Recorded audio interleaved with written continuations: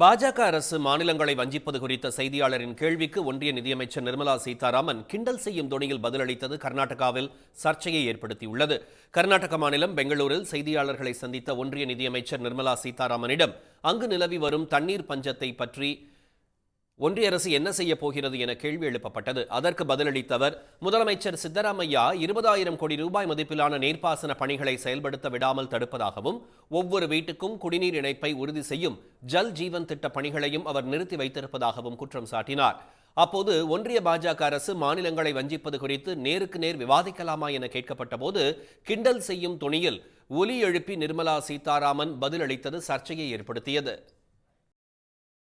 கர்நாடகாவில் பயங்கரவாத செயல்பாடு அதிகரித்திருப்பதாகவும், பாகிஸ்தானுக்கு ஆதரவான கோஷங்கள் எழுப்பப்படுவதாகவும் நிர்மலா சீதாராமன் தெரிவித்துள்ள நிலையில் அதற்கு கர்நாடக காங்கிரஸ் சார்பில் கண்டனம் தெரிவிக்கப்பட்டது.